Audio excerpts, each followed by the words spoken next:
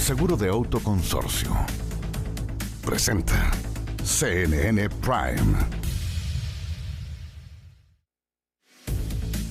¿Cómo están todas y todos? Muy bienvenidas, muy bienvenidos. Es un placer poder reencontrarme con ustedes en las pantallas de CNN Chile en esta edición de día viernes de CNN Prime. Tenemos muchísimas informaciones. Estamos a horas tan solo de esta segunda vuelta presidencial, la que se va a realizar este día domingo y en el cual conoceremos a quién va a encabezar el Palacio de la Moneda, quién se va a sentar en el sillón del Palacio de la Moneda a partir del 11 de marzo de 2026. Bueno, todo eso y más les vamos a estar contando en esta edición de CNN Prime, la cual comenzamos a partir de ahora con los titulares del día.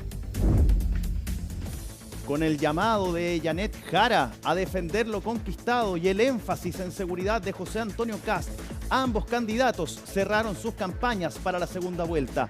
A esta hora, los locales de votación ya están bajo la custodia de las Fuerzas Armadas. Después de sufragar en Punta Arenas, el presidente Gabriel Boric va a regresar este domingo a Santiago, desde donde se va a comunicar con quien resulte ganador en las elecciones. El fiscal nacional respondió esta jornada a las críticas de Manuel Monsalve por no haber sido notificado del cierre de la investigación en su contra por violación y abuso sexual. Ángel Valencia sostuvo que cuando la defensa sea notificada, comenzará a correr un plazo para que el imputado ejerza sus derechos. Esto es un hecho insólito y como un hecho extremadamente grave para el sistema de seguridad, calificó el ministro Luis Cordero la libertad otorgada a un reo de la cárcel de Rancagua, quien había sido condenado a 5 años y un día por microtráfico. A raíz de este caso, se inició una investigación interna que involucra a 5 funcionarios de Gendarmería. Y en temas internacionales, aumenta el temor de un conflicto abierto entre Estados Unidos y Venezuela. La Casa Blanca advirtió de eventuales nuevas incautaciones de petroleros, al tiempo que anunció sanciones sobre otros 6 buques similares. Al listado se suman también 3 sobrinos de Nicolás Maduro. Todo esto y más, porque aquí comienza CNN Prime.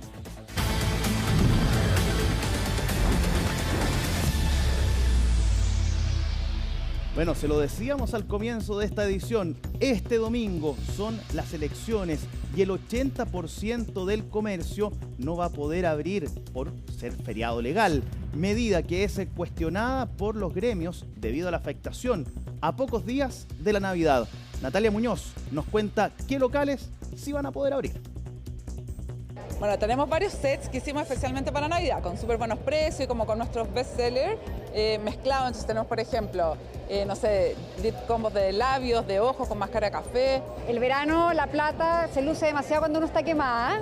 Encuentro que estos collares son increíbles. Mira estas pulseras también, tipo esclava, que se pueden poner o más abierta, más cerrada. Mira, un regalo súper bueno y muy original es este bolso que se llama el No Sandbag.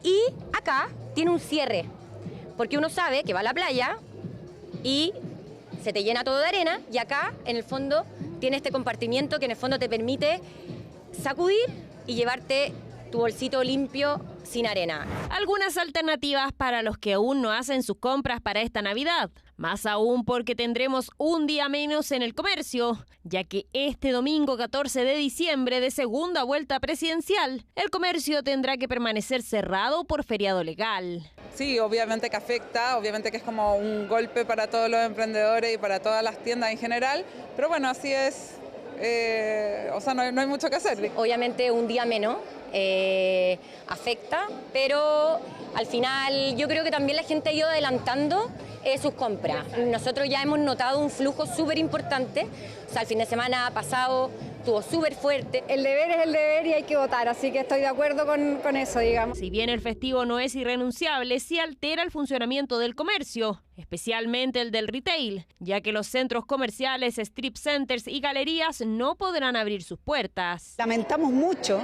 que una buena noticia para el país, que son las elecciones democráticas, signifique un costo tan alto para el comercio y en particular para los centros comerciales.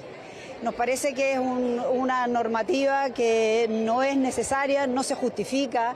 Ya el año pasado pudimos comprobarlo cuando tuvimos elecciones 2 días, que un día pudieron abrir el comercio y los centros comerciales y a la vez la gente votó cuando se votaron en 2 días. Cierre que ocurra a pocos días de la Navidad, la fecha más importante para el comercio minorista. En total de los 8 feriados son como 1.300 millones, pero como este domingo es un domingo en que la venta sube muchísimo, calculamos unos 170 millones de dólares, pero sobre todo la afectación para las personas. En el comercio trabajan 1 de cada 5 mujeres que trabajan, o sea, es un efecto muy, muy relevante también sobre el empleo.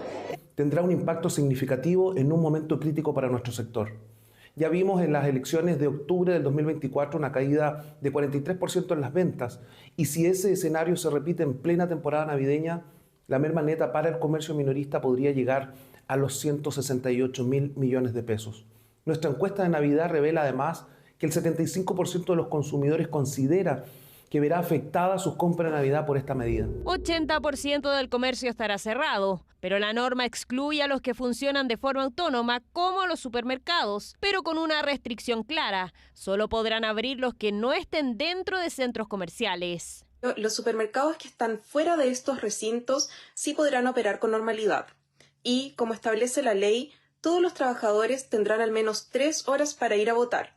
En el proceso electoral anterior, los supermercados miembros de ASAT mostraron un fuerte compromiso con el cumplimiento de la normativa y con el buen desarrollo de la jornada. Compromiso que, no tenemos dudas, volverá a repetirse. Penúltimo festivo del año en Chile, pero que sería el más dañino para el comercio. Medida de feriado legal que esperan los gremios revertir para las próximas elecciones, que no tendremos hasta el 2028. Mire, ponga atención a lo que vamos a conversar a partir de ahora, porque Gendarmería informó un nuevo error en la liberación de un reo que cumplía prisión preventiva en el complejo penitenciario de Rancagua. Se trata de un imputado por delitos relacionados a tráfico de drogas. La institución informó que su liberación se debió a un error involuntario en la interpretación de la lectura de la resolución judicial. Hasta el momento se han cursado 5 sumarios administrativos.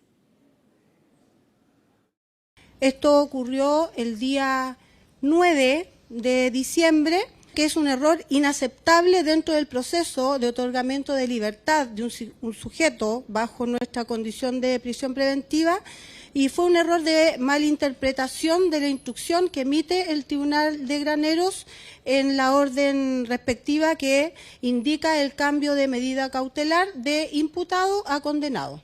La persona era un imputado, David Marincelis, estaba en condición de imputación por el Tribunal de Graneros, y el error de libertad tiene que ver con el cambio de medida cautelar de imputado a condenado, y estaba con una condena de 5 años y un día por microtráfico de drogas en pequeñas cantidades. Es un hecho extremadamente grave, así ha sido calificado por el Ministerio de Justicia también.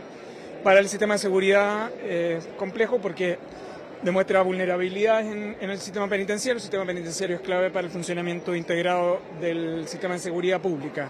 Las medidas respecto a los funcionarios están adoptadas, la denuncia del Ministerio Público también, y la profundidad de este problema Gendarmería lo va a reportar una vez que terminen sus investigaciones. El reporte que tenemos hasta ahora es una equivocada lectura en resolución judicial. Este tipo de errores no puede existir, y este es un aspecto que está siendo evaluado por Gendarmería y el Ministerio de Justicia.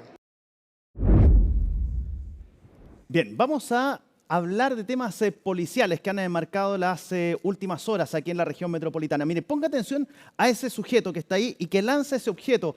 Hablamos de que este tipo lanzó una bomba Molotov directamente hasta un domicilio. Sin embargo, lo que ustedes ven en imágenes es la detención de este sujeto. Claro, la bomba Molotov que ustedes apreciaron anteriormente es la segunda que lanza a ese domicilio, porque ya lo había hecho de forma previa en contra de la misma casa, aparentemente buscando a otra persona, a un tercero que estaba al interior de ese domicilio.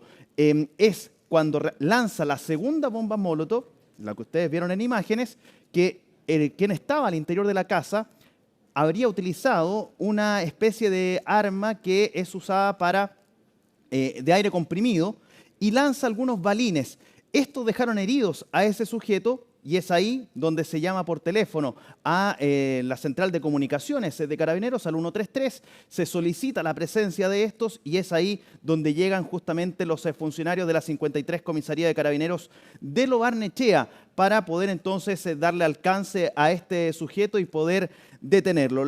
La víctima señaló a los funcionarios policiales que mientras se encontraba al cuidado de su ahijada de 9 años, fue sorprendido por la llegada de un vecino que sin mediar provocación ni motivo aparente habría comenzado a increparlo violentamente para luego rociarlo con un líquido acelerante, parafina, poniendo en riesgo tanto su integridad como también la de la menor que se encontraba al interior del domicilio. Sobre los antecedentes que se mantienen respecto del sujeto, del agresor en este caso, quien lanza la bomba Molotov hacia el domicilio, bueno, se ha podido determinar que fue identificado y además mantiene antecedentes penales. El detenido fue puesto a disposición del Ministerio Público por el delito de homicidio frustrado, además de los cargos asociados al uso de elementos incendiarios y puesto en riesgo también de menores de edad y de terceras personas. Un hecho que realmente es insólito.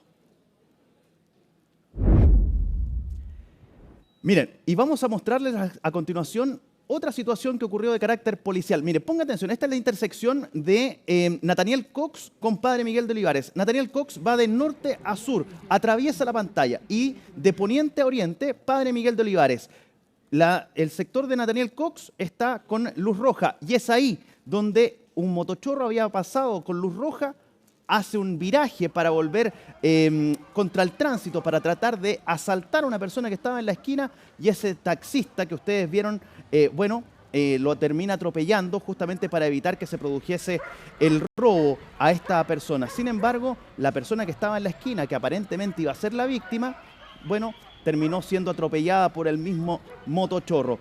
Es detenido porque este sujeto intentó darse a la fuga corriendo, dejando la moto abandonada, pero es detenido por vecinos, quienes lo mantuvieron ahí retenido y lo hicieron sentarse en la cuneta.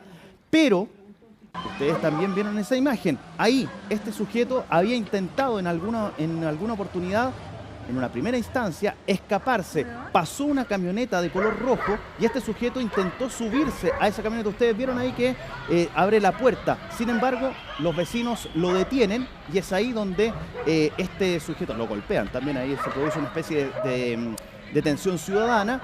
Lo golpean, el vehículo rojo se retira y luego de eso, a los par de minutos, pasa una camioneta 3/4 con el pick-up abierto y es ahí donde este sujeto logra subirse y se escapa finalmente de los vecinos, incluso de algunos funcionarios del ejército que están en el sector, porque ahí esa zona del centro de Santiago tiene varios lugares de presencia militar, guarniciones principalmente, y por eso es que salieron a apoyar a las personas que estaban reteniendo a este sujeto que aparentemente sería un motochorro y que sorpresivamente se les arrancó a todas las personas subiéndose a un camión 3/4 ahí en pleno centro de Santiago. Según señaló Carabineros, este hecho, la verdad, es inédito, también considerando cómo este sujeto aparentemente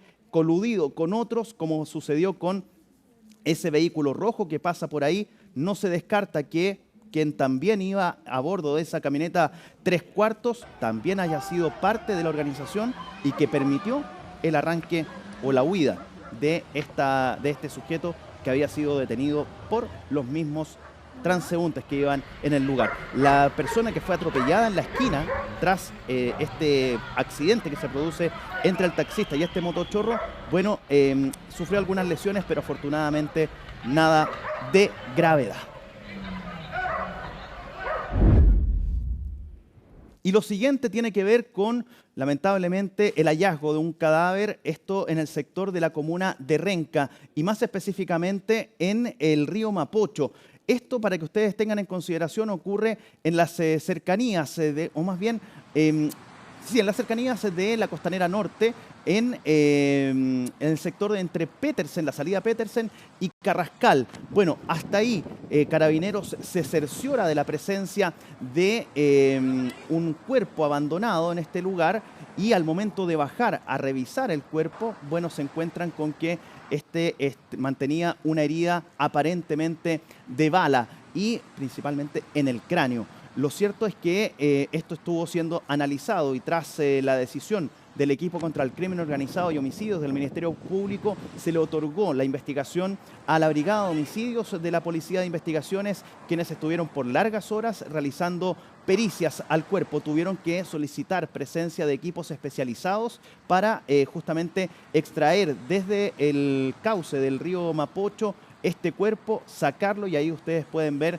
que lo dejaron ya en tierra para poder realizar las correspondientes diligencias, pericias, para poder determinar qué fue lo que ocurrió con esta persona. Entregaron declaraciones tanto de la Fiscalía como también de la Policía de Investigaciones y es lo que pasamos a revisar a continuación.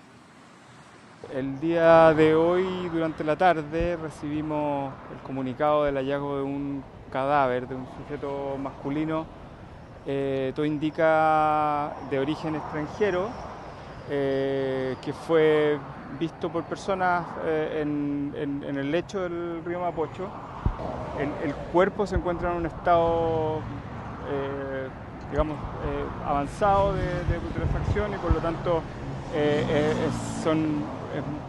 tenemos información muy preliminar y la verdad es que va a ser necesario hacer estudios en el laboratorio tanatológico para poder determinar con certeza la causa de muerte.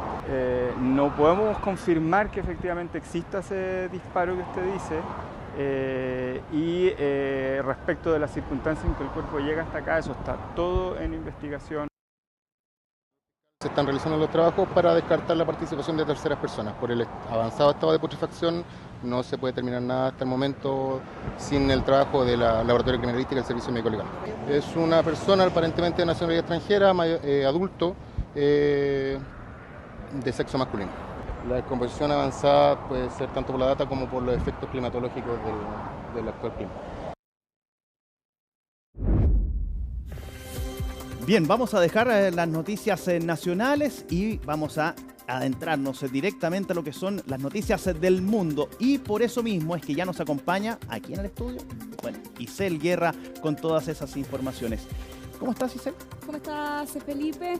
En esta oportunidad vamos a comenzar, como ha sido la tónica por lo demás en las últimas semanas. Lo que se ha llevado la agenda, sin lugar a dudas. Sí, sin duda, y sobre todo teniendo en cuenta las últimas acciones que ha realizado Estados Unidos, particularmente sobre este petrolero al que incautaba, sí, ¿no? A mediados de esta semana, Felipe, en lo que evidentemente se entendía era un aumento de las tensiones y una preocupación adicional sobre cuál podría ser el desenlace finalmente detrás de todas las acciones que hemos visto desde principios de septiembre hasta este momento. Imágenes que de verdad recorrieron el mundo rápidamente y que, uno podía pensar perfectamente, si no leía, por ejemplo, el generador de caracteres, podía pensar perfectamente que era una película, porque de verdad era cinematográfico toda la llegada. Sí, sin duda, y de hecho esa precisamente ha sido la comparación que han hecho los medios internacionales respecto de la incautación de este petrolero venezolano, que, ojo, aquí la Casa Blanca ha advertido que la imagen que vimos a mediados de esta semana podría repetirse precisamente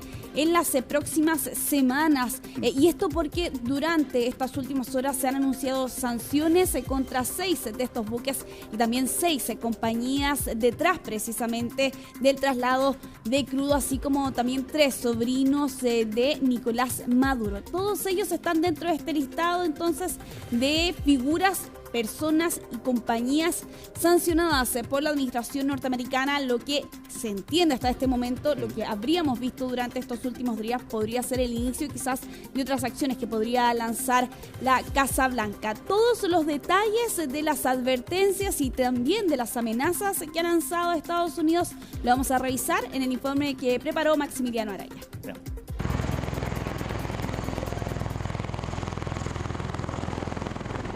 Por estos días, los helicópteros de la Guardia Costera y las aeronaves de la Infantería de Marina de Estados Unidos son parte del paisaje habitual en Puerto Rico. se suman a las miles de tropas que están desplegadas en el Caribe como parte de la iniciativa liderada por Donald Trump para, asegura él, combatir el narcotráfico en la región. La incautación del buque petrolero Skipper por parte de la administración Trump frente a las costas de Venezuela ocurrida en la semana fue un golpe fuerte para el régimen venezolano, pero Trump advirtió que los ataques contra lo que él dice que son sitios de narcotráfico no han terminado e incluso advirtió otra vez que pronto podrían comenzar una incursión por tierra.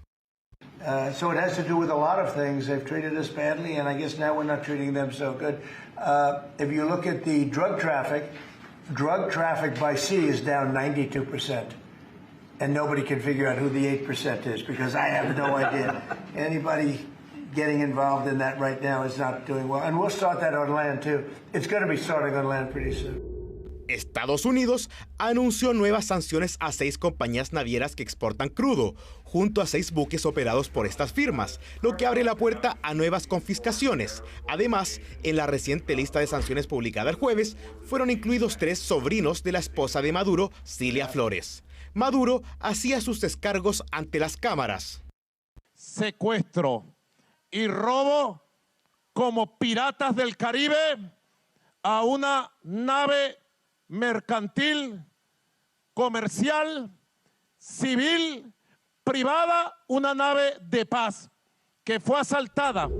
Donald Trump también tiene en la mira al presidente de Colombia. Trump advirtió que Gustavo Petro será el siguiente, sin entregar mayores detalles. Por su parte, el líder colombiano calificó como un acto de piratería la reciente incautación del buque petrolero, afirmando que la acción revela que el verdadero objetivo de Washington es el control de los recursos energéticos de la región. Acaban de incautar un barco, es piratería, petrolero, es petróleo, es decir, están demostrando por qué están haciendo lo que hacen. Petróleo, petróleo y petróleo. Con la presencia de una potente fuerza estadounidense en el Caribe, Maduro, por su parte, buscaba dejar en claro que no está solo. Y es que el líder chavista sostuvo una conversación telefónica con Vladimir Putin, en la que expresó su solidaridad con el pueblo venezolano. Tuve una larga conversación con nuestro hermano mayor, amigo, valiente, el presidente Vladimir Putin de Rusia, quien me pidió que le transmitiera que nosotros apoyamos de manera invariable al proceso venezolano, al presidente Maduro y a los esfuerzos de ustedes por defender su soberanía nacional y la paz. En medio de la incertidumbre sobre el futuro de Maduro en el poder, las últimas acciones sobre el crudo venezolano hacen temer que la tensión está lejos de desaparecer. Un tremendo despliegue, por lo demás, Felipe, que tiene Estados Unidos en nuestra región, particularmente en el Caribe. Se habla de 15.000 efectivos, ¿no?, desplegados en el mar del Caribe. Un portaaviones gigantesco, el más moderno, por lo demás, que tiene Estados Unidos. Son algunos antecedentes para tener en cuenta también las acciones que ha estado realizando el país norteamericano en estos últimos meses. Claramente, y bueno, ya hay quienes señalan que esto podría, tú lo decías al comienzo también, que esto podría verse o incrementarse con el pasar de los días. Quizás las acciones que pueda hacer la Casa Blanca en contra del gobierno de Nicolás Maduro sean incluso más fuertes. Si esas conversaciones que tuvo o que dice haber tenido Nicolás Maduro con Vladimir Putin, nuevamente vamos a estar temiendo cosas mayores tal vez.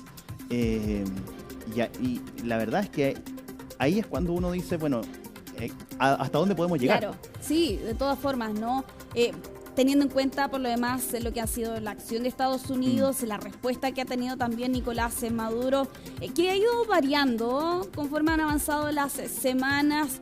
Hay quienes plantean que efectivamente Nicolás Maduro tiene miedo, ¿no? Teniendo en cuenta las diferentes medidas que ha adoptado Estados Unidos. Entre ellos se suma, por lo demás, a la que vimos al inicio, ¿no? Sí. Haber dado una especie de fondo de $50 millones por información que permita la captura de Nicolás Maduro. Eso sigue vigente, ¿no? Y eso además es suma también el despliegue, lo veíamos en el informe de Maximiliano Araya también, la presencia de las tropas o en rigor de infantes de marina, ¿no?, de Estados Unidos en Puerto Rico, que se ha ido reforzando, sobre todo esta última semana. Claro, hacen temer y preguntarse sobre todo cuál es efectivamente el objetivo que tiene aquí Donald Trump y cuál va a ser finalmente el punto máximo que vamos a ver en medio de estas tensiones. En parte, leía declaraciones también durante la semana y a raíz de justamente lo que pasó con el buque petrolero, algunos piensan, incluso desde el mismo Venezuela, entiendo que Nicolás Maduro lo expresó durante los últimos días, que aquí lo que se busca, más que interrumpir la democracia de Venezuela o la pseudodemocracia de Venezuela, es justamente quedarse con el petróleo. Claro. Parte de las declaraciones que se han escuchado, ¿no? Sí, de hecho lo dicen desde el régimen, ¿no?, que el objetivo detrás de todas estas acciones en rigor es el crudo venezolano. Hay algunas cifras para dimensionar también la industria que hay detrás del crudo en Venezuela. Hasta noviembre de 2024, que es la cifra más actualizada que hemos podido dar precisamente durante estas últimas horas, se hablaba de que al día se producían 900.000 barriles de crudo.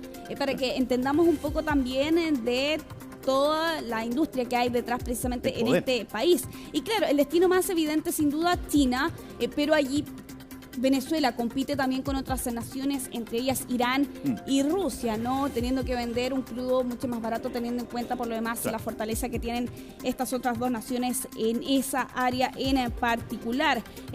Habrá que ver, Felipe, finalmente qué va a ocurrir en este caso. Hemos escuchado y lo veíamos en el informe de Maximiliano Araya también otra vez.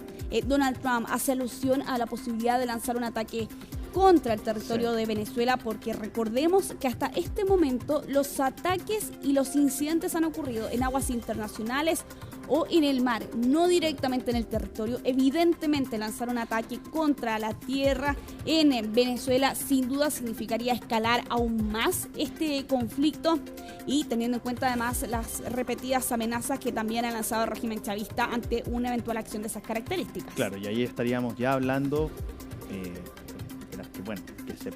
que no se produzca, la verdad, pero podríamos estar hablando incluso de una reacción o en base a una guerra que se podría producir. Habrá que ver finalmente en qué va a resultar, por cierto, lo que ha estado ocurriendo en estas últimas semanas y meses precisamente allí en Venezuela. Y claro, con declaraciones más recientes que también ha entregado hace algunos momentos atrás Donald Trump, haciendo alusión precisamente, insistiendo otra vez en la posibilidad y en esa amenaza que lanza de un eventual ataque ante el territorio venezolano. Vamos a estar monitoreando sin duda esta noticia, Felipe, pero vamos a avanzar. Nos quedamos en nuestra región. Hace solo algunos momentos atrás se ha informado de parte de la justicia boliviana que Luis Arce va a tener que estar al menos 5 meses en prisión preventiva. Esa ha sido la decisión que ha adoptado un juez durante esta tarde, y todo esto cuando él, precisamente ex mandatario boliviano, fue detenido hace algunos días atrás, el miércoles pasado, a solicitud de la Fiscalía, bajo la acusación de incumplimiento de deberes y de conducta antieconómica, y esto por una acusación de una presunta malversación de fondos cuando él era ministro de Economía, por malos manejos de fondos para proyectos indígenas. Hace algunos momentos atrás también, Felipe, se ha informado que él se ha declarado inocente detrás de estas acusaciones que está enfrentando el exmandatario boliviano, que recordemos apenas hace un mes atrás, el 8 de noviembre, terminó su mandato para dar paso al centrista Rodrigo Paz Pereira tras 20 años de el MAS en el poder en Bolivia. Solamente como para ir entendiendo, ¿es una investigación que se mantenía ya o esto comienza a partir de que él deja el mandato? Sí, de hecho lo que hemos conocido a raíz precisamente de su detención a mediados de esta semana es este proceso que tomaba más fuerza, y también tomaba más forma a raíz precisamente de su salida de la presidencia. Claro, bueno. Son 5 meses de prisión preventiva y ahí hay que empezar a ver el tema de la investigación propiamente tal. Sí, sin duda, y habrá que ver también en qué va a quedar por lo demás este proceso y qué va a determinar finalmente la justicia de este país. Avancemos, Felipe. Bueno, porque durante este día se han divulgado una serie de fotografías. En rigor son 19 registros, Uno de ellos, el que están viendo ustedes a nuestras espaldas, y son diferentes momentos, episodios, no se ha informado la fecha exacta, pero tienen un factor en común, están relacionados con el caso Epstein. Hay otro factor en común también, son las personas, las figuras que acompañan también estas fotografías, no solo el ex pedófilo convicto, sino que, por ejemplo, lo estábamos viendo allí en imágenes, el presidente de Estados Unidos, Donald Trump, también el exmandatario Bill Clinton, Bill Gates, el cineasta Woody Allen, también son parte de las figuras de un amplio espectro político, tanto demócratas como republicanos, que aparecen en estos registros, estas fotografías que han sido publicadas durante esta jornada tras la divulgación de parte de los demócratas del Comité de Supervisión de la Cámara de Representantes. Y claro, si bien no se identifica la fecha, como te mencionaba anteriormente, tampoco se muestran acciones ilícitas. De todas formas, se ven detalles de la vida de Epstein, así como también la amplitud del círculo en el que se movía, por cierto, este pedófilo convicto. No solamente hay personeros de la política, sino que del mundo empresarial, del mundo del arte, de la cultura, del cine, tú lo decías también, ahí se podía ver a Woody Allen, entre otros. Ahí el rubio que está ahí es el dueño de una de las empresas más grandes de telecomunicaciones también, no recuerdo su nombre, pero es quien tenía SpaceX, una de las empresas, ¿no? SpaceX es Elon Musk. Elon Musk, sí, tienes toda la razón. Pero, bueno, ya me voy a acordar del nombre, ya lo voy a recordar. Vamos a dejarlo pendiente. Sí, pero estas son las fotografías tabú de que muchos quieren o querían mantener en secreto, ojalá lo más guardadas posible y ojalá destruidas, porque la verdad se destapa el conocimiento o al menos las relaciones que tenían con este sujeto que de verdad es condenable todas sus acciones que se han ido conociendo en el último tiempo. Sí, particularmente el presidente de Estados Unidos, Donald Trump, ¿no? Sí. Que sobre todo este último año ha desestimado cualquier amistad que pudo haber tenido en su momento con Epstein. Se entiende, ¿no? Que ellos fueron cercanos, algo más parecido a una amistad, sobre todo en la década de los 90. De hecho, en esa fotografía aparecía precisamente el presidente de Estados Unidos, Donald Trump, con otras 6 mujeres a quienes se les tapa el rostro. Lo están viendo ustedes allí en las imágenes. Y se entiende que aparentemente habría sido una fiesta con temática hawaiana, como lo plantea CNN durante este día. Hay al menos 4 fotografías donde aparece la figura del presidente de Estados Unidos y que han sido divulgadas durante este último día. En otro de los registros, ahí lo vemos también, están juntos Jeffrey Epstein y Donald Trump, así como también otro de estas imágenes, ¿no? Donde aparentemente estaba arriba de un avión. En ese registro es precisamente el ex presidente de Estados Unidos, Bill Clinton. De hecho, tiene una firma con un color dorado. Allí aparece junto a Ghislaine Maxwell, quien también está condenada precisamente por el caso de Epstein. Ella está condenada a unos 20 años de cárcel aproximadamente. Y claro, todo esto ocurre, Felipe, en la víspera de lo que vamos a ver ya la próxima semana. Se deberían divulgar documentos relacionados con este caso, luego que tanto la Cámara de Representantes como el Senado, prácticamente de manera unánime, dieran el visto bueno, ¿no?, en este proyecto de ley que ya tiene la firma del presidente de Estados Unidos, con un plazo de unos 30 días aproximadamente para que precisamente el Departamento de Justicia divulgue esos documentos.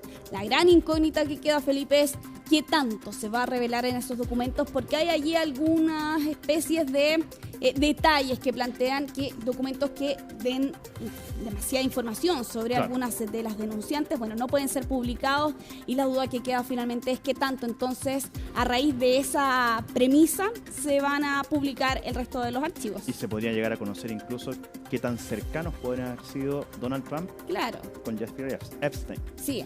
Bueno, esa es una pregunta que seguramente vamos a poder resolver ya la próxima semana. Durante este día, Felipe, el rey Carlos III ha entregado un mensaje. Sí. Lo están viendo ustedes allí en nuestro wall, y es el mensaje que habitualmente suele dar el monarca británico cuando finaliza el año, y en esta oportunidad ha hecho una especie de actualización respecto de su estado de salud, quien confirma por lo demás una mejoría en el tratamiento contra este cáncer que ha estado enfrentando y cuyo diagnóstico conocimos hace ya casi 2 años atrás aproximadamente, y ahí a raíz también de una campaña Stand Up to Cancer es que el monarca de 77 años, hacía este anuncio de buenas noticias, ¿no?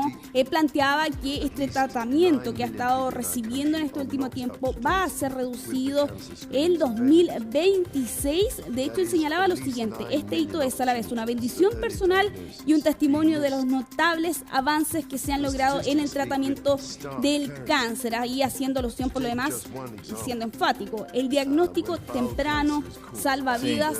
Felipe, esta sin duda además es una de las mayores actualizaciones que hemos conocido del estado de salud de Carlos III desde que se supo precisamente su diagnóstico en febrero del 2024. Es una buena noticia para la monarquía inglesa, británica, y claro, él también lo dijo en un comienzo, con este comunicado, cuando se da a conocer esta información respecto de su estado de salud, fue claro en decir, en ese último mensaje también que tú mencionabas, que el diagnóstico temprano ayudó justamente a poder tomar las medidas correspondientes rápidamente y prontamente, porque son cosas muy distintas. Y también es una influencia positiva que hace, por ejemplo, una figura pública, de dejar en claro lo que ha tenido que enfrentar, haciendo un llamado también a la gente a que replique precisamente ese tipo de acciones. Exactamente. Y ahí, ahí también hay un tema. Él no deja el tratamiento, claro, él los disminuye. Exactamente. Y ahí también es un paso muy importante dentro de esta lucha contra el cáncer. Sí, sin duda. Y claro, habrá que ver allí finalmente, cuando se dé el anuncio finalmente de que ya ha podido dejar atrás, por cierto, este diagnóstico. Vamos a ir cerrando esta revisión internacional con una medida bastante polémica que entró en vigor esta semana en Australia, que es la prohibición de redes sociales para los menores de 16 años. ¿Estás de acuerdo?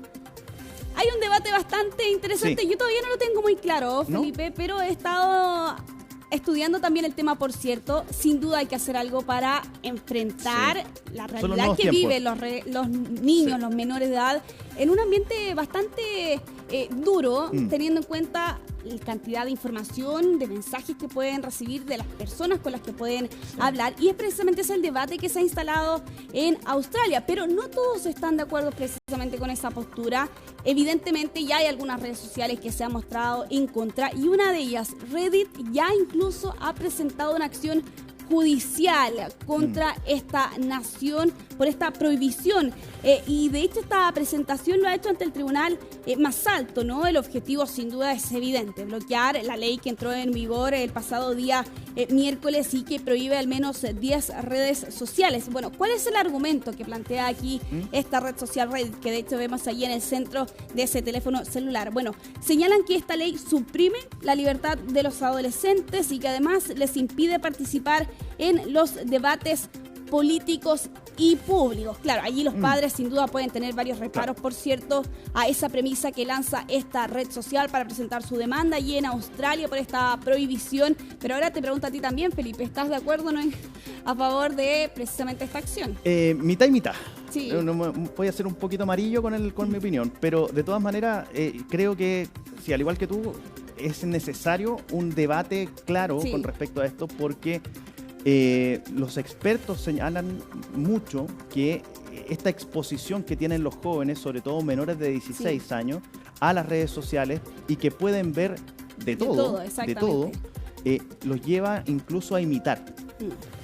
Y ahí es cuando tenemos desenlaces bastante complejos, que tienen que enfrentar muchas familias por decisiones que toman los niños, porque son niños. Claro, exactamente. Sí, digámoslo así. Y ahí es cuando uno dice, ¿hasta dónde? Claro. Poner un límite. Y ahí pasan los papás. Sí. El tema es que muchas veces los teléfonos celulares, o las redes sociales más bien, que están en los teléfonos celulares, no tienen ningún tipo de, digámoslo así, control o censura. Claro, o filtro, sin duda. Y ahí y sobre todo en una edad tan maleable como lo es también la adolescencia y particularmente la infancia. Así es, pues.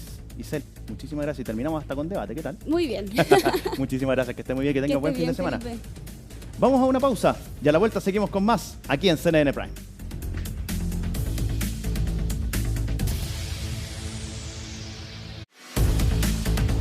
Tu seguro de auto está en Consorcio.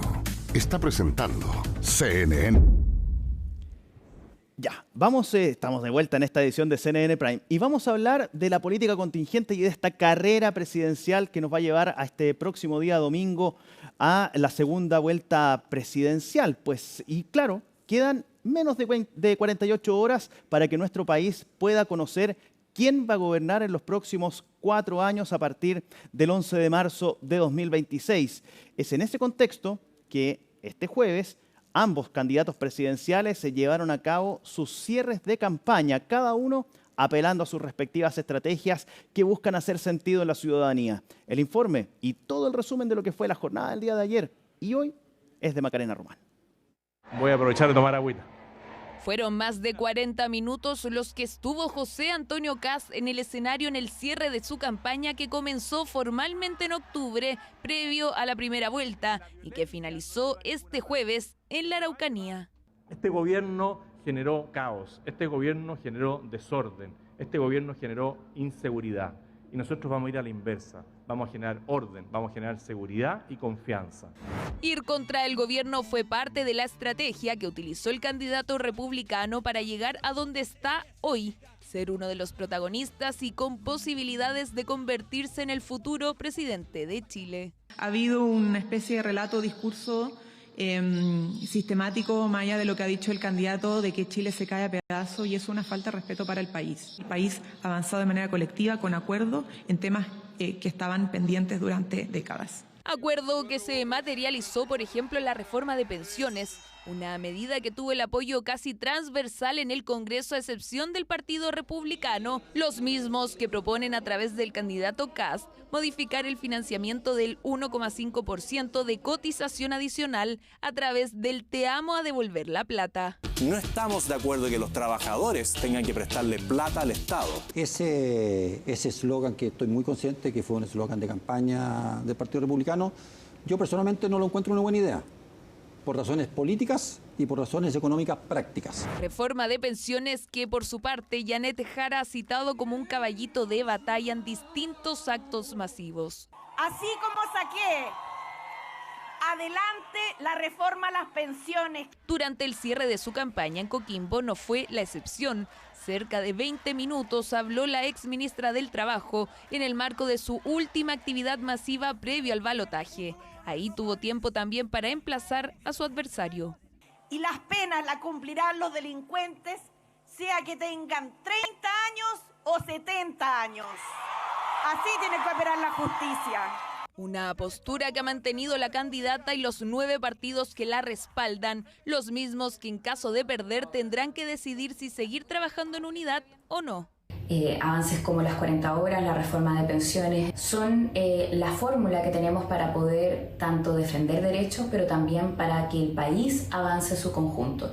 Y eso es lo que tenemos que seguir proyectando en adelante. Así que vamos a esperar los resultados en unidad. Que hay que establecer dos grupos, uno de izquierda y otro de centro izquierda. Por ejemplo, el PPD, liberales, democracia cristiana, un partido radical, también el Partido Socialista, pero vemos que el PS se está sintiendo más cómodo junto al Frente Amplio y el Partido Comunista. Pero hay que tener esas dos propuestas. Quienes no estarán dentro de esta coalición ni probablemente en otra es el Partido de la Gente, que con sus 14 parlamentarios electos tendrá poder de mover la aguja dentro del Congreso y quizás su llamado a votar nulo en la presidencial también haga efecto. Los dos candidatos son lo mismo, en definitiva. Una parte importante de la ciudadanía que se expresó, más bien lo que critica es a la clase política completa. Ciudadanía que nuevamente tendrá que expresarse este domingo, elección que cerrará una serie de sufragios en nuestro país y que tendrá un solo ganador o ganadora, quien gobernará a partir del 11 de marzo del 2026. Bien, y ya nos queda nada pues para este día domingo. De hecho, a esta hora ya deberíamos tener ya claridad de los resultados de quién será la presidenta o el presidente para el próximo marzo de 2026. Queremos seguir conversando con respecto a la carrera presidencial, ya esta segunda vuelta, y por eso ya nos encontramos acá con el académico de la Escuela de Gobierno de la Pontificia Universidad Católica de Valparaíso, Nicolás Freire, y también la secretaria general de la Facultad de Economía y Negocios y Gobierno de la Universidad San Sebastián, Luz Poblete. ¿Cómo están? Muy bien.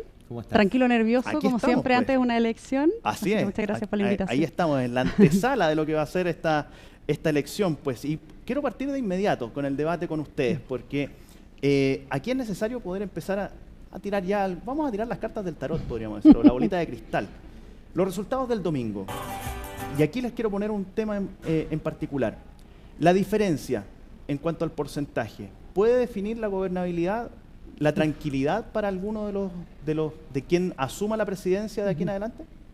Luz, parto contigo. Bueno, siempre es importante y uno se detiene a mirar cuál es la diferencia en cualquier elección presidencial, ¿verdad? Y también el contrapeso que se da con las elecciones parlamentarias. O sea, ya tenemos conformado el Congreso, que va a estar presente estos 4 años, y el domingo decidiremos la presidencia, y obviamente esa brecha va a ser importante para el apoyo, sobre todo el empujón inicial del próximo gobierno. Así que yo sí creo que es importante cuál será la diferencia que marque entre uno y otro candidato este domingo. ¿Nico? Sí, yo creo que es importante, pero no necesariamente por el tema de la gobernabilidad. La gobernabilidad, a mi juicio, tiene más que ver con la relación que puede tener el Ejecutivo con el Legislativo. Ahí, digamos, esos son los números que se van a poner sobre la mesa.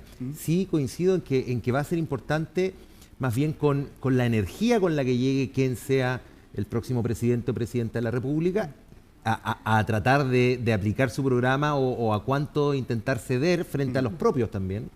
Y a la vez, yo creo que también es importante respecto de el futuro político de quien pierda. Es decir, si la distancia es mucha de quien pierda la elección, se complejiza un poco más digamos, el mantener vigente un liderazgo que se arrastre en el tiempo, a 4 años más, sobre todo considerando, si fuera en el caso de la derecha, de José Antonio Kast, el emerger de liderazgos nuevos que se han visto en esta elección parlamentaria.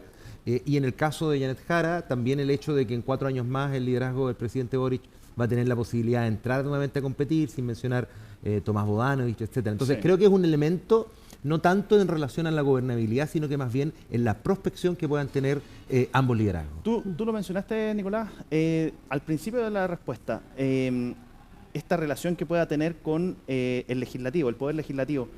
Pero en este Parlamento que se eligió va a estar muy fragmentado todo, o más bien podríamos decir que ninguno de los dos candidatos ahora va a poder tener una mayoría clara, porque va a tener que salir a conversar con la vereda del frente o con cercanos, pero que no son del sector en este minuto, el candidato o candidata. ¿Creen ustedes que eso va a ser fácil, sea cual sea el resultado? Yo creo que va a ser difícil para cualquiera de los dos. Quien tiene menor dificultad, por una cuestión numérica y por las mayorías que se necesitan, sobre todo para llevar adelante proyectos de ley u otro tipo de iniciativas que requieren una mayoría un poquito más alta, que la tiene un poquito menos difícil, podría ser José Antonio Kast, sobre todo en virtud del número de parlamentarios que hoy día tiene la derecha.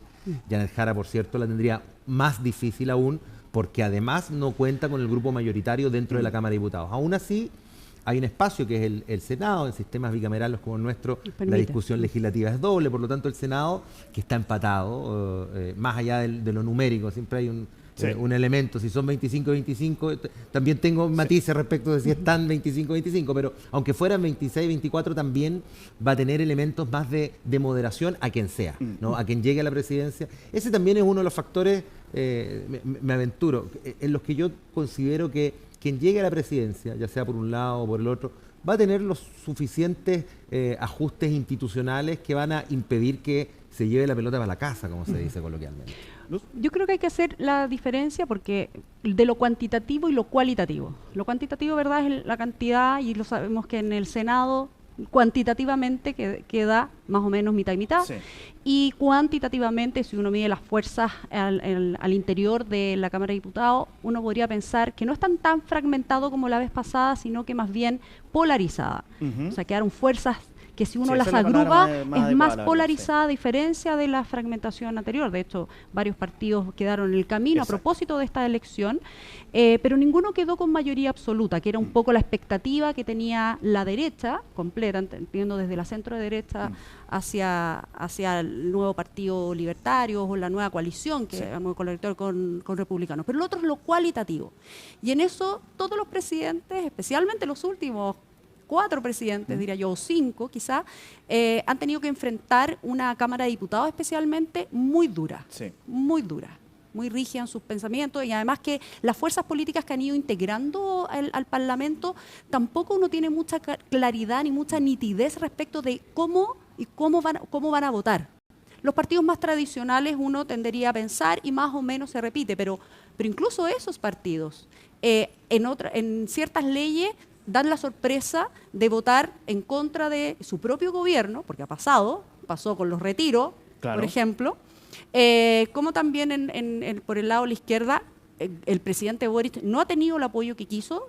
Recordemos cómo partió el gobierno del presidente Boric, con gran parte de la centroizquierda votando en contra de sus propios proyectos de gobierno. Entonces, creo que esa polarización, dado que ninguno tiene mayoría absoluta, va a permitir, y esa es una oportunidad para todavía los partidos más de centro, tanto la centroizquierda como la centroderecha, de ser pivote, de ser bisagra, de poder la moderación entre estos dos polos que hoy día están presentes en el Congreso, sea el Déjame presidente. agregar un elemento, coincidiendo perfectamente con lo que dices tú, pero hay que agregar además otro elemento, y que tiene que ver con que, coincidiendo con esta polarización que hoy día se ve más evidente, ambas candidaturas, por distintos motivos y por distintas causas, han moderado un poco lo que su pasado político tiene, ¿no?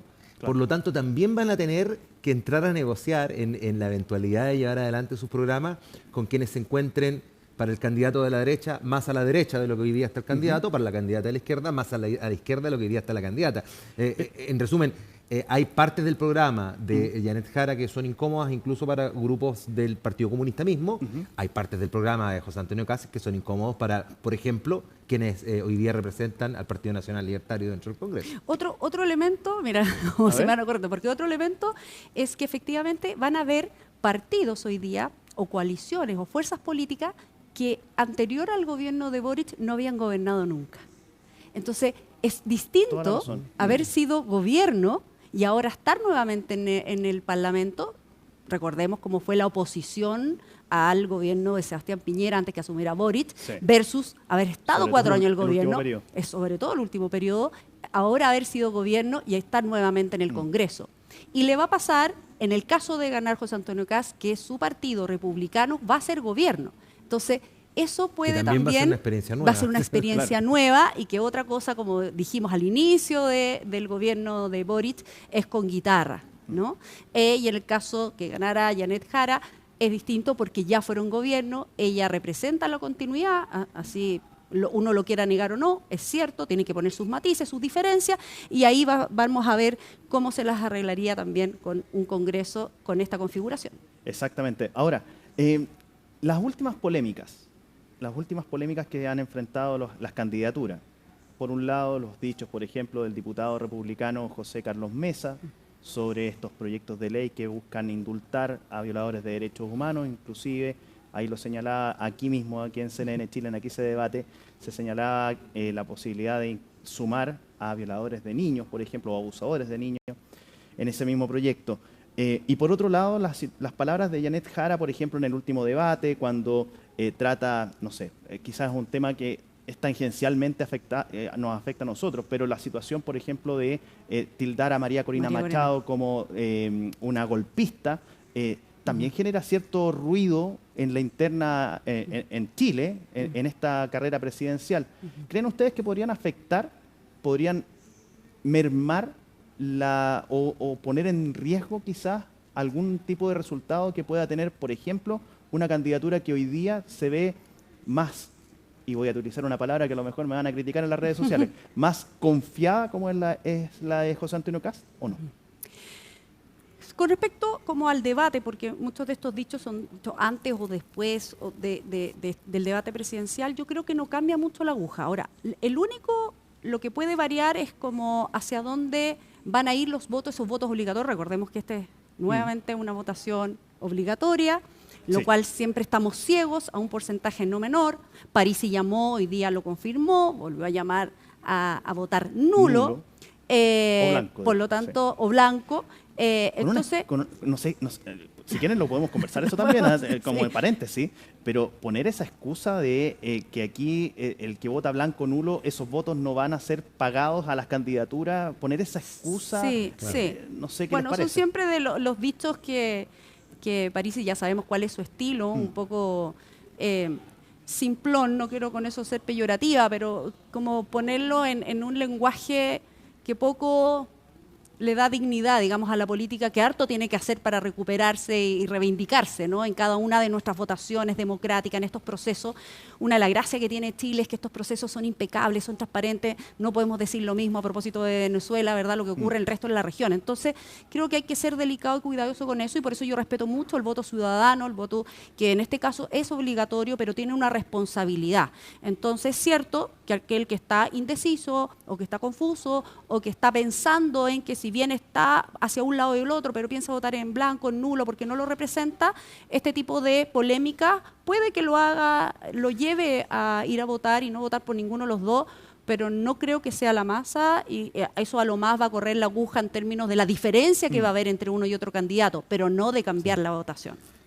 Yo creo que en términos de cuánto mueve la aguja, efectivamente, a pesar de que sí existen estudios que confirman que los debates, las reacciones posteriores terminan moviendo la aguja, lo hacen en un porcentaje muy menor, ¿no? No alcanza a dar vuelta. Sobre todo cuando son elecciones muy reñidas, claro, ahí tiene mucha incidencia lo que dice un candidato, si llama a votar nulo o blanco, o como dijo Franco Parisi, si considera que una candidata lo ha hecho mejor que el otro, que también lo dijo. Mueve muy poco la aguja eso al final del día, pero donde yo sí creo que estas señales que tú mencionabas, las del diputado Mesa, o estas salidas de libreto que pueden haber sido de Yanet Jara, quizás tienen una implicancia incluso posterior en el tiempo, para con los partidos que hoy día integran esas coaliciones. ¿Por qué?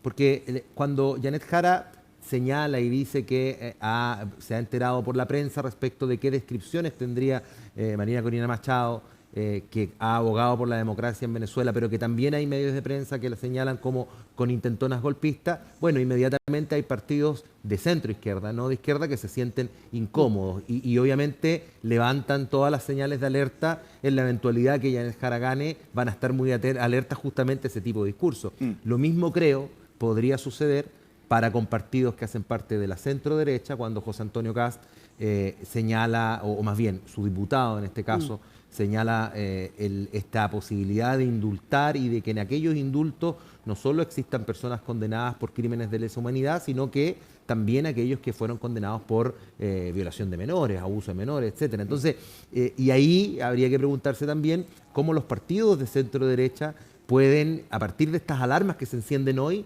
también ser cinturones de garantía, por así decirlo, de que un gobierno no se escape, digamos, como decía al inicio, con la pelota para la casa, no haga ese tipo de cosas que una facción más ultrona o un relato más ultrón de una candidatura pueda poner sobre la mesa. Mira, les quiero poner un tema, quizás una afirmación, y más bien aportando un poquito de información también. El presidente del Partido Comunista, Lautaro Carmona, hoy ustedes saben que se pueden hacer historias o subir estados a WhatsApp, y en su cuenta de WhatsApp él señala lo siguiente, escribe varios mensajes, pero el último de ellos me llama la atención y dice: el Partido Comunista, sus militantes, sus amigas y amigos, hemos trabajado duramente y con sacrificio por la candidatura de Yanet Jara, y lo seguiremos haciendo. Nuestros valores trascienden por más de 100 años. En las horas siguientes invitamos y convocamos a votar, a ejercer un derecho que ha sido conquistado, no regalado. El domingo, a estar atentas y atentos a las horas de votación y al conteo de mesas, colegios y nacional. ¿Le genera algún tipo de ruido esas palabras? A mí en lo particular no, porque tiene que ver con las lógicas de cuadro jerarquizado que el Partido Comunista ha tenido toda la vida. Yo creo que tomar esas palabras que, claro, para quienes estén en otros partidos, para quienes hacen análisis político sin conocer la interna del Partido Comunista, puede parecer como una señal de alerta respecto de esta, que ha sido una campaña bien dura, bien polarizada. Pero hay que tomar, creo yo, las cosas por lo que son. Estas son palabras del presidente de un partido que tiene esas lógicas y que muy probablemente, cuando no teníamos acceso a tantos estados de WhatsApp en las elecciones anteriores, claro, el discurso era más o menos el mismo, ¿no? Que es como este llamado se hacía privado, pero... Sí, o sea, digamos que no exageraría respecto de buscar un significado distinto en algo que tiene su significado propio dentro del mismo Partido Comunista. Sí, yo creo que es esperable del presidente del Partido Comunista, porque tiene ese apellido. Yo creo que hoy día todos los presidentes de partido están haciendo los llamados a sus propias militancias o amigos o cercanos, votantes, primero que vayan a votar, y segundo, el tratar de empujarlos a que vaya hacia su candidato.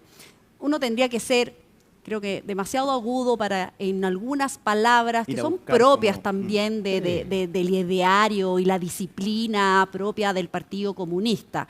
Me preocupan más otros dichos que se puedan dar posterior, o cómo va a enfrentar el Partido Comunista en el caso de que pierda Janet Jara, cómo va a enfrentar eso la calle, en relación, que son los temores que surgen a propósito de que gane uno u otro candidato, porque a propósito del tema anterior, ¿no?, de estas posiciones que a veces no nacen ni siquiera del candidato, sino que por el furor, el fragor de una discusión o de un debate donde uno se le escapa algo, nace también el origen en el caso de Janet Jara con los dichos hacia María Corina Machado. Ahí le nace lo que para ella es natural, que es concebir la dictadura de Maduro como un proceso que nace democrático y que cualquiera que quiere intervenir es atropellar la democracia o el clamor popular, ¿te fijas? Y por otro lado, los dichos del diputado Mesa, que no son los propios dichos del candidato, hace temblar estos temores de seguir viviendo del pasado y no pensar en el futuro de Chile y en el momento en que estamos también políticamente, y cómo eso lo van a tratar de incorporar o integrar a lo que quiere en realidad la ciudadanía, que sabemos por la votación de la primera vuelta, que también hizo un llamado a propósito de el orden en que quedan los candidatos, y como cada cual, ¿no? Entonces, todavía hay un grupo importante. Yo estaría bien atento a ese 20-30% que este domingo va a ir a votar y que no está casado ni con un candidato ni con el otro. Y dándole una segunda lectura, perdóname también. Esas palabras que tú mencionabas al inicio, la doctora Carmona, podrían incluso ser interpretadas o leídas como que dentro del Partido Comunista, dentro del comando de Janet Jara, se espera una elección muy reñida, que también se ha venido conversando en los últimos días. Entonces, yo bajaría ahí el perfil. Y respecto de cómo va a reaccionar, yo coincido contigo. Es bien importante entender que lo importante va a ser en las reacciones posteriores, sobre todo respecto de lo que los candidatos han comunicado o también no han comunicado. Yo creo que mucho de la reacción que puede haber desde la perspectiva social en la calle, sí, concuerdo contigo, tiene que ver con cómo los sectores más en el extremo de una arista política que es la izquierda interpreten el cómo ser oposición, ¿no? Pero también dependen de cómo se resuelvan algunas incógnitas, como por ejemplo quedó del último debate la incógnita de el tema de las 40 horas, que en el programa de José Antonio Kast dicen una cosa, él en el debate dijo otra. Entonces también, dependiendo de cómo se resuelva eso, ¿qué es lo que va a primar? ¿Lo que dijo el candidato en el debate o lo que efectivamente está escrito en su programa, que es la suspensión de las 40 horas? Bueno, ese también es un factor movilizante, no solo para sectores de extrema izquierda, sino que también para sectores que ven la conquista de las 40 horas como una conquista social a defender y a defender también en las calles. Y también la claridad por el tema de estos dichos respecto de los 6.000 millones de pesos que quieren recortar del gasto público. Bueno, ahí también hay ciertas, podríamos decir, incerteza o incertidumbres más bien respecto de qué va a pasar ahí. Ahora, yo los quiero llevar a otro tema. Y quizás tangencialmente lo mencionaron. Tiene que ver con la situación de los nulos y blancos. Porque en esta elección en particular pueden demostrar, como es una elección obligatoria, con inscripción automática, pueden generar quizás ahí la opinión de un porcentaje importante de chilenos, considerando lo polarizado que es esta elección presidencial. ¿Creen ustedes que va a jugar un rol importante y cuánto creen ustedes que podría llegar a ser ese porcentaje de nulo y blanco? Es tremenda tu pregunta, porque también tiene que ver con la que decíamos al principio. ¿Cuál va a ser la diferencia que haya entre los dos candidatos? Porque una cosa es la diferencia como neta, ¿no?, sin contabilizar los nulos y blancos, y otra cosa es que dentro de ese 100% que vaya a votar este domingo, uno ahí contabilice también cuál va a ser ese porcentaje de nulos y blancos, que sabemos que en una sociedad que ha estado polarizada los últimos años, que ha vivido momentos bien álgidos políticamente, que está un poco cansada de la rencilla entre los políticos y ve poca solución y camino y solo escucha crisis, queja, temores, aprensiones, muy cargado en lo negativo, que también sea un voto en contra de todo el sistema. ¿te fijas? Y es al sistema político, no es a un candidato o no, sino que al sistema político. Así que yo creo que sí hay que estar muy atento a eso. No sé qué tanto contribuyeron las campañas, especialmente el último tramo, así como de camino hacia... Sí, tanto la franja, fíjate, como los debates fueron bien confrontadores. Yo creo que una cosa es mostrar las diferencias, que es legítimo, mostrarlas incluso con firmeza, así como no, yo pienso totalmente lo contrario al candidato o a la candidata. Y otra cosa es la sensación, la tensión, la agresividad, el no escucharse. Yo creo que todas esas señales pueden hacer movilizar a un ciudadano que está totalmente desafectado de la política, que está obligado además a ir a votar un día domingo probablemente. No, dicen que no va a hacer mucho calor, así que al menos ese...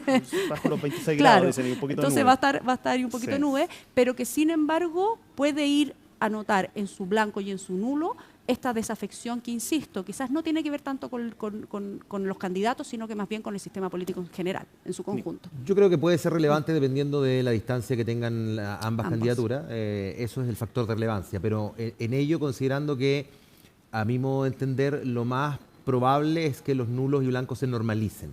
En la última elección de primera vuelta, los nulos y blancos estuvieron mucho más bajos de lo que en promedio deberían estar. No solo en Chile, sino que a nivel comparado. Por lo tanto, es muy probable que hoy día el nulo y blanco se normalice.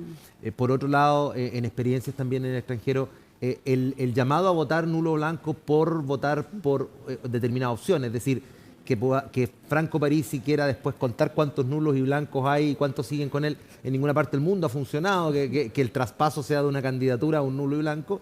Y tercero, bueno, confirmo y comparto lo que mencionabas tú, en elecciones tan polarizadas, al final, lo que termina movilizando a un elector que puede estar, y muy probablemente, sobre todo, no solo por el comportamiento de la clase política en general, sino porque lo hemos llamado a votar durante 5 años, todos los años, ¿no? Y debe estar cansadísimo de votar. Bueno, en contextos muy polarizados, lo que mueve no es tanto el desencanto de la política, sino más bien el temor de la otra candidatura.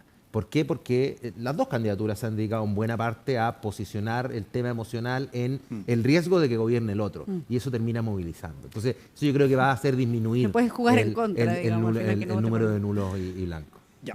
Para finalizar, porque ya se nos acabó el tiempo, hemos conversado bastante. 2 preguntas, porque no me las respondieron ninguno de los dos. ¿Porcentaje de nulo y blanco? Qué difícil, que siempre... Un número, dale, juégala. Yo creo que más del 10%. Más del 10%. Que el 10 es más o menos el que se normaliza en general en nuestras elecciones. Sí, yo creo que estamos en torno alrededor a los 8, del 10. Pero seguramente más de lo que fue en la primera vuelta. Ya, perfecto. Y la última. Yo no voy a explorar un porcentaje de... Aquí viene la jugada. Ya, se las doy. La diferencia que puede haber en el resultado entre Janet Jara y José Antonio Cast. A lo mismo para el lado. ¿Más de 10 puntos? ¿Menos de 10 puntos? Menos de 10 puntos. Menos de 10 puntos. ¿Nico? Si estamos a las encuestas debería ser muy amplio.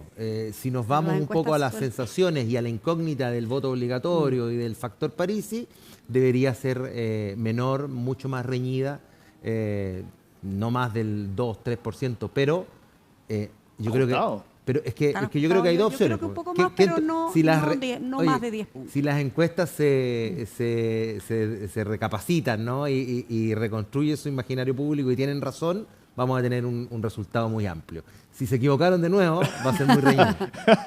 Nicolás Freire. Le achuntan a la tendencia, pero no al porcentaje. Luz Poblete, Nicole Freire, muchísimas gracias por acompañarnos. Y bueno, y aquí vamos a estar pues atentos a lo que va a suceder el próximo día domingo. Que estén muy bien, pues. Muchas gracias. Y nosotros vamos a seguir con las informaciones porque el fiscal nacional respondió a las críticas de Manuel Monsalve por no haber sido notificado del cierre de la investigación en su contra por violación y abuso sexual. A esto se sumó la abogada querellante, quien aseguró a CNN Chile que ella y el defensor del ex subsecretario fueron notificados ayer en el mismo correo electrónico. Todos los detalles en el informe que preparó Miguel Ángel Araya. Una historia que se acerca a su etapa más decisiva. Tras más de un año de investigación, la Fiscalía Metropolitana Centro Norte finalizó la etapa investigativa del denominado caso Monsalve, cerrando la indagatoria en la que se persiguen presuntos delitos de violación y abuso sexual que habrían sido cometidos por el ex subsecretario del Interior Manuel Monsalve. Fueron cerca de un año y 2 meses donde el ente persecutor recopiló material probatorio y antecedentes para desentramar qué fue lo que ocurrió en aquella habitación del Hotel Panamericano cuando la ex autoridad pasó la noche junto a una subalterna el pasado 23 de septiembre de 2024. Sin embargo, la noticia del cierre de la investigación no fue bien recibida por Monsalve. Considero de la máxima gravedad que una decisión procesal de esta envergadura sea conocida por la prensa antes que por los intervinientes. Lamentablemente, esto no es un hecho aislado, sino que responde a una estrategia permanente de filtraciones que vulnera el debido proceso y daña la presunción de inocencia. Sin embargo, esta versión fue desmentida por la querellante María Elena Santibáñez, quien aseguró que tanto ella como el abogado Víctor Providel, defensa de Monsalve, fueron notificados del cierre el día de ayer. Nosotros efectivamente fuimos notificados sobre el cierre de la investigación por parte del fiscal, que señala que habría decretado cerrada la investigación, indicando el RUC de la causa con el día de ayer, y me envió un correo para estos efectos a mí y al señor Víctor Providel, que es el abogado defensor del imputado. Además, las críticas también fueron contestadas por la máxima autoridad del Ministerio Público, indicando que con el cierre de la investigación no solo se podría avanzar al juicio oral, sino que también comienza a correr el plazo para que la defensa ejerza las acciones que considere pertinente. Las actuaciones procesales rigen a partir del momento en que se cumplen formalmente. Por lo tanto, la notificación de una vez que se le comunique el cierre formalmente a la defensa puede empezar a correr un plazo para que la defensa ejerza sus derechos. Esto es parte del procedimiento habitual. ¿Y ellos han sido notificados? Desconozco la situación procesal en particular. El caso significó más de un emplazamiento al Poder Ejecutivo e incluso ha seguido siendo tema en los debates presidenciales. Sin embargo, en el gobierno evitaron abordar este último hito de la causa, indicando que se trata de decisiones de organismos independientes. Nosotros hemos sido muy claros en esto es algo que está en la justicia, que está siendo investigado por la justicia y no tenemos nada que opinar al respecto. Estas son investigaciones que se están desarrollando por otros poderes públicos, lo está desarrollando el Ministerio Público, están funcionando nuestros tribunales de justicia y cualquier situación que se quiera plantear, están las instituciones que correspondan para que se plantee. El ministro Gajardo respondió sobre este tema, yo reiteraré su respuesta, que es la opinión del gobierno. Esto es una investigación que lleva al Ministerio Público como institución autónoma, que tiene que ser resuelto por los tribunales. Todos los antecedentes asociados a este caso fueron proporcionados por parte del Estado. El gobierno no tiene ninguna opinión sobre la oportunidad, entiende que los poderes públicos tienen en este ámbito que funcionar de modo independiente. Con el cierre de la indagatoria, la Fiscalía tiene un plazo de 10 días para poder ingresar la acusación judicial que permita dar paso a una audiencia de preparación de juicio oral, mientras que la defensa cuenta con el mismo plazo para ingresar una solicitud de reapertura de investigación. La investigación por delitos sexuales son investigaciones bastante complejas. Una denuncia que se realiza fuera del plazo de flagrancia puede ser investigada en una etapa desformalizada casi 2 años antes de que el Ministerio Público pueda tomar una decisión y luego de eso cumplir un nuevo plazo judicial de investigación. Por tanto, son investigaciones bastante complejas y bastante extensas en ese sentido. En caso de reabrirse la indagatoria, se deberán fijar en detalle las diligencias que serán realizadas en un nuevo plazo, que además solo podría ser ampliado en una oportunidad, hasta que el tiempo se agote y finalmente se dé paso al eventual juicio oral que defina si Manuel Monsalve es o no culpable de violación y abuso sexual. Mire, ponga atención a lo siguiente, porque generar una alianza público-privada para mejorar la educación. Así nace Sumar Saberes, una iniciativa enfocada en poder dar un salto de calidad en el proceso de aprendizaje en nuestro país. ¿Quiere saber de qué se trata? Se lo contamos en la siguiente nota. El CIMSE de 2023 se reveló una situación inquietante. Si bien existieron mejoras, hay números que preocupan. En matemáticas, por ejemplo, en segundo medio, la mitad no ha desarrollado los aprendizajes esenciales esperados para su nivel, mientras que los de cuarto básico, un 38%, tiene dificultades para comprender textos simples. Realidad compleja y que hoy en día se está buscando erradicar. Porque creemos que para abordar los desafíos del país no los vamos a acometer nunca si es que seguimos actuando o actuamos de manera fragmentada. Necesitamos trabajar mancomunadamente y sumar saberes, entonces tiene el gran potencial de ayudar a articular el ecosistema detrás de un propósito compartido. Iniciativa de Sumar Saberes que precisamente busca entregar herramientas para poder mejorar la educación en Chile. Donde nos reunimos y convocamos, ¿no es cierto?, tanto al mundo público como al mundo privado a hablar sobre cómo mejorar la educación y trabajar en conjunto para crear esa evidencia que hoy día es tan necesaria para tomar las decisiones que finalmente se van a traducir en ese avance que tanto queremos. Yo creo que son claves justamente alinear esfuerzos, articular a todos los actores del sistema público, privado, de la sociedad civil, para realmente poder visibilizar iniciativas que tienen impacto, potencial de escalamiento y que pueden transformar la educación de nuestro país. Lograr entender, después de mucho tiempo en que han estado pugnando esos dos mundos, de que en realidad nos necesitamos y que tenemos que hacerlo juntos, este esfuerzo, porque el esfuerzo es de país, es de Estado y es de largo plazo. Fueron más de 100 las iniciativas que fueron mapeadas y estudiadas, y de ellas 16 fueron reconocidas por su calidad técnica y contribución al proceso de aprendizaje. Tenemos muchos desafíos y ya hay en Chile ocurriendo muchas iniciativas que lo están logrando. Entonces, en vez de que cada establecimiento busquen innovar, ¿cierto? O cómo partir de cero, que ojalá esas innovaciones y esos procesos sean sobre la base del aprendizaje que otras organizaciones, que otros establecimientos y distintos territorios han tenido en ese mismo desafío. Aportando evidencia respecto a cuáles son las iniciativas que permiten mejorar efectivamente, cómo podemos escalar esas iniciativas, cuál es el corazón central de esas iniciativas para irlas escalando y cómo ir asegurando la sostenibilidad. Iniciativa público-privada en donde está puesto el foco de la toma de decisión basada en evidencia y pensando en el mediano y largo plazo. La educación, como decían las palabras de bienvenida,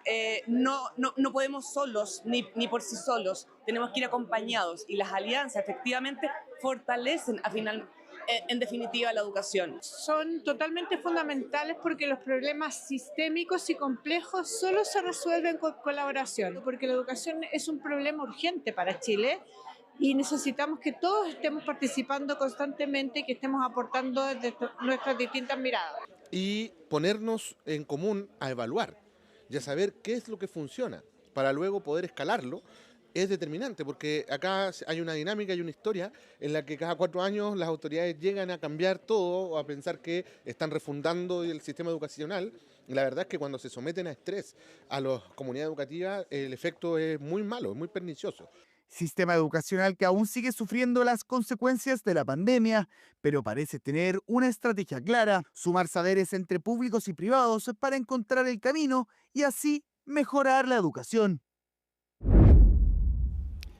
Bien, se acerca cada vez más la anhelada por los niños fecha de Navidad y las autoridades, bueno, continúan reforzando las fiscalizaciones en las áreas del comercio y también en las jugueterías más concurridas de la capital. ¿Cuáles son las recomendaciones para comprar un regalo para los niños en estas fechas? Un verdadero niño de alma les va a contar en el siguiente informe Pablo Figueroa. Así es, son unas imágenes que lo representan a usted y posiblemente a más de alguno porque se acerca la Navidad, a menos de 2 semanas para ya la entrega de regalos. Por eso es importante seguir las instrucciones de las autoridades para evitar que un regalo se convierta en una mala noticia o peor aún, en una tragedia en la salud de un menor de edad. Ir al grupo etario correspondiente y revisar la etiqueta. La etiqueta tiene que traer el país de origen que corresponda a la etiqueta, al grupo etario que venía también de fábrica, que no contenga elementos tóxicos, aparece, digamos, en la etiqueta. Si viene con partes pequeñas, no comprarlo para los niños pequeños, porque eso es un riesgo. También evaluar si este producto se me cae, se pueden desensamblar las partes y también puede ser un riesgo si se forman partes pequeñas. Entonces hay que mirar muy bien el juguete para decidir en el fondo y no poner en riesgo a los niños en esta fecha. Así es, preocuparse por el etiquetado, las condiciones del juguete y por sobre todo las dimensiones de esta. ¿Se fijan en el rotulado, que los productos estén bien? Sí, en el sellado, que estén bien sellados. Importante, ¿no? Sí. ¿Qué consejo le daría usted a alguien que viene siempre a un lugar de así? Que se fijen que esté bien sellado y que cumpla con las indicaciones que dice, pues. La medida, si dice 70% 10, que esa sea la medida. Que se fijen en la calidad del producto, precio, calidad-precio, que es lo que siempre uno anda buscando, sí. Nunca ha tenido una buena experiencia acá, ¿verdad? No. Pero como sabemos, esta no es una noticia nueva, es una repetición de consejos para evitar tragedias. Y también los mismos locatarios han tomado carta en el asunto para evitar que la Navidad sea un mal recuerdo. Sí, en los juguetes etiqueta tienen un poquito de problema, porque algo, por ejemplo, nosotros llegó a la fábrica, algo fábrica tiene la etiqueta, algo fábrica no tiene etiqueta. Pero ahora, si no tienen etiqueta, nosotros todo igual no vende. Eso. Si tiene juguete tiene la etiqueta, nosotros aquí pone vende, así. Pero así como los dueños de locales ponen hincapié en los productos, las autoridades ponen el hincapié también en la seguridad, como por ejemplo en Estación Central, donde se acaba de lanzar un plan Navidad Segura para este fin de año. Bueno, una de las maneras de recuperar la ciudad para las personas, que de alguna manera el lema que tenemos como gobierno regional, es colaborar con los municipios y las otras entidades del Estado para que los espacios públicos sean lugares seguros para que transiten las personas y también se pueda ejercer el comercio. Hemos definido los centros urbanos estratégicos, un conjunto muy importante de lugares de la ciudad donde se dan un conjunto muy amplio de elementos que hacen que esos lugares tengan mayores complejidades. Grandes aglomeraciones de público, múltiples usos, actividad formal lícita en términos económicos y también actividades irregulares, comercio ambulante, economías ilícitas. En donde se ocupa mucho el espacio público y se ocupa para comprar, también para disfrutar, la familia sale y se ocupa mucho más que en otros momentos del año. Por eso, en conjunto con Carabineros y la Policía de Investigaciones, hemos desplegado un plan, que es el Plan Navidad Segura, que consiste en un reforzamiento de los distintos aspectos en materia de seguridad que son relevantes para este momento del año. Consejos, repeticiones, pero por sobre todo, medidas que nunca están de más para tener un buen recuerdo, todavía, de la Navidad. Bien, sigamos avanzando en la revisión de las noticias. Sabemos que la revolución tecnológica ha generado importantes cambios en nuestra era e impulsado nuevos desafíos a distintas industrias. El corretaje inmobiliario no ha quedado ajeno a esto y en el siguiente informe de María Luisa Carrión y José Ferrada les explicamos el porqué. Qué duda cabe de que la tecnología ha llegado para quedarse y poder usarla a nuestro beneficio es fundamental. El corretaje inmobiliario es uno de los sectores que cada vez la está incorporando en mayor medida. Los modelos inmobiliarios han evolucionado bastante. Resulta que tenemos modelos que todavía funcionan, pero han caducado. Y lo que venimos a ofrecer en eXp Realty es el Uber inmobiliario. Es cómo poder evolucionar más rápido como agente inmobiliario, cómo poder dar ese paso como inmobiliaria para poder crecer más rápido dentro de tu propio país. En un mundo que exige una adaptación profunda y oportuna, la digitalización y eficiencia son dos conceptos claves que se suman a un consumidor cada vez más informado sobre lo que necesita y desea. Yo creo que una de las cosas fundamentales, como vivimos en algún momento, hablamos de usar internet, ¿no? Y eso no fue hace mucho. Después hablamos el tema de la tecnología móvil, ¿no? Pero hoy día hablamos de AI first. O sea, hoy día la mentalidad de un agente 3.0 necesariamente tiene que ser AI first. O sea, todo lo que tú puedes resolver para ganar tiempo, para dedicarle más a tus clientes, siempre busca que la inteligencia artificial la incorpores en todos tus procesos en general. Ese va a ser el gran diferenciador. Un agente 3.0 que está redefiniendo la forma en que se realiza el corretaje inmobiliario, un sector que se vio profundamente golpeado en nuestro país en la época post-pandemia. La construcción y todo lo que ello conlleva espera poder recuperar su ritmo de venta. A nivel mundial todo ha evolucionado. La industria de la imprenta, los taxis, del Uber, el tema de la comida, el tema de la logística. ¿Cómo no va a evolucionar los bienes raíces? Y los agentes inmobiliarios hoy tenemos un futuro que teníamos, ahora es nuestro presente y eso se llama eXp. Estamos haciendo este evento en Chile porque queremos invitar a todos los corredores de propiedades del país a que puedan dar un salto en su carrera inmobiliaria, puedan profesionalizar y puedan pertenecer a esta plataforma inmobiliaria internacional. Es la primera vez que se realiza este encuentro inmobiliario internacional en nuestro país y no es casual. Fue en Chile donde nació el concepto de Agente 3.0 de la mano de Pablo Cuepe y ahora se expande al mundo entregando una respuesta a este nuevo escenario en el que nos encontramos. Aquí no hay opción, aquí no hay tiempo para pensar, no hay tiempo para perder, aquí es adopta la IA, adopta la tecnología, vuélvete colaborativo, transfórmate en un Agente 3.0, si no vas a quedar fuera de mercado. Y eso no es una amenaza, es una realidad. Una cosa es ser digital y lo otro es ser en el fondo el contacto humano, la relación humana, el networking presencial. Eso nunca hay que perderlo, eso es algo clave en el negocio. Así las relaciones personales sumado a la inteligencia artificial dan vida a este movimiento de Agentes 3.0 que promete revolucionar la industria y de paso posicionar a nuestro país como un referente del sector. Ya estamos de regreso, pero para poner término a esta edición de CNN Prime de día viernes, los queremos dejar invitadísimos. ¿Por qué? Porque el próximo día domingo, este domingo 14 de diciembre, tenemos una programación especial por las elecciones, por esta segunda vuelta presidencial. ¿Desde qué hora se preguntará usted? Ahí lo dice, pues ahí, aquí, ahí. 6:30 de la mañana con un especial de CNN Tiempo para saber cómo va a estar justamente en todas las regiones de nuestro país la situación climática para que usted pueda ir a votar tranquilo también y, por supuesto, estar atentos a todos los detalles que les vamos a estar llevando desde las 7 de la mañana con toda la programación CNN AM, con todos los datos, los detalles, toda la calle misma en CNN Chile y este proceso eleccionario que va a dar a un presidente o a una presidenta de cara a los próximos 4 años desde el próximo 11 de marzo de 2026. Hemos llegado al término. Viernes 12 de diciembre. Así estuvo nuestro país y el mundo. Somos CNN Chile. Que tenga muy buenas noches.